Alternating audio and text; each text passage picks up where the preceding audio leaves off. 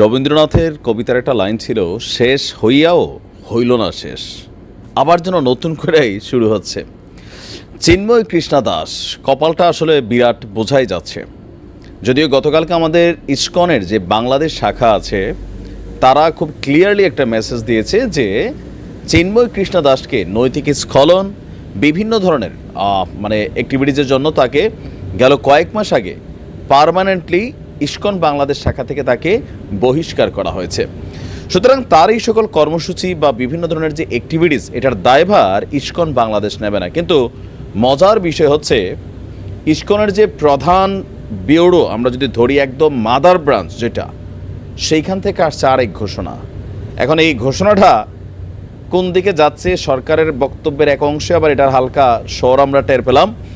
ভারতীয় সংবাদ মাধ্যম বলছে, গতকালকে চিন্ময়কে নিয়ে মাইক্রো ব্লগিং সাইট এক্সে একটা পোস্ট করেছে ইসকনের অফিসিয়াল সাইট যেটা, সেখানে এতে তারা বলছে ইসকন আইএনসি শ্রী চিন্ময় কৃষ্ণ দাসের পক্ষে আছে। সব ভক্তের নিরাপত্তার জন্য আমরা ভগবান কৃষ্ণের কাছে প্রার্থনা করি। এর আগে ইসকনের বাংলাদেশ শাখা বলেছিল, যেহেতু তাকে বহিষ্কার করা হয়েছে তাই তাদের পক্ষ হয়ে চিন্ময় দাসের চিন্ময় দাসের পক্ষে কিছু বলার নেই। তবে ইসকনের প্রধান শাখা মাদার ব্রাঞ্চ তারা বলছে এই হিন্দু পণ্ডিতের পাশে দাঁড়ানো তাদের কর্তব্য। এখন বিষয়টা কোথাও না কোথাও কিছুটা তো ইগো প্রবলেম আমার কাছে মনে হচ্ছে, অথবা হঠাৎ করে এমন একটা বক্তব্য বা এমন সিদ্ধান্ত নেওয়ার কারণ কি? তো আমাদের সরকার কি বলছে? এই যে ধরেন বাংলাদেশের আলেম ওলামা বিভিন্ন সম্প্রদায় এই মুহূর্তে রাজপথে নেমে গেছে ইসকনকে নিষিদ্ধ করার জন্য। তো সরকারকে এটা নিষিদ্ধ করবে, বিশেষ করে উপদেষ্টারা কি ভাবছেন? তো এখানে যে যাই ভাবেন, আমার কাছে সবসময় গুরুত্বপূর্ণ মনে হয় মাহফুজ, মাস্টারমাইন্ড মাহফুজ কি ভাবছেন, এটা সরকারের মধ্যে ইফেক্ট পড়ে। অন্তর্বর্তী সরকারের উপদেষ্টা মাহফুজ বলছেন, কোনো সংগঠনকে নিষিদ্ধ করার বিষয়ে সুষ্ঠু তদন্ত করে সিদ্ধান্ত নেবে সরকার। তার মানে এই মুহূর্তে যে রিট পিটিশন বা আমরা কি বলা যায়, আপনার রাজপথে বিভিন্ন জায়গায় যে আন্দোলন দেখছি বা যে বক্তব্য দেখছি বা যে আলটিমেটাম দেখছি সরকারকে, তো সরকার বিষয়গুলোতে একটু ধীরে চলো নীতিটাই আপনার সম্ভবত তারা ফলো করছে। উপদেষ্টা পরিষদের বৈঠক শেষে রাজধানীর ফরেন সার্ভিস একাডেমিতে এক সংবাদ সম্মেলনে মাহফুজ এই তথ্য জানিয়ে বলছেন যে এখানে নির্বাচন ইস্যু সহ বিভিন্ন ধরনের কথা হয়েছে।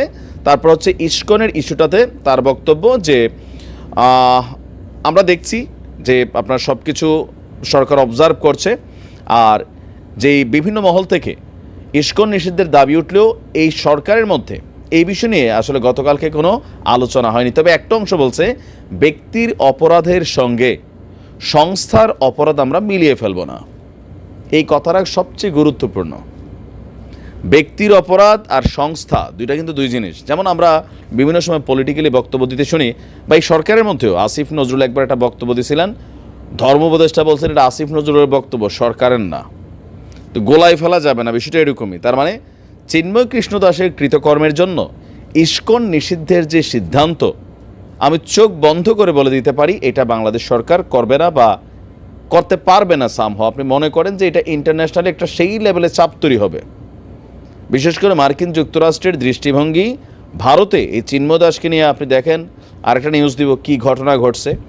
সো এগুলা ফোকাস হচ্ছে একদম পুরো সীমান্ত ব্লক করছে, কিন্তু সত্যি সত্যি ভারতের একটা টিম নেমে গেছে ইসকনের।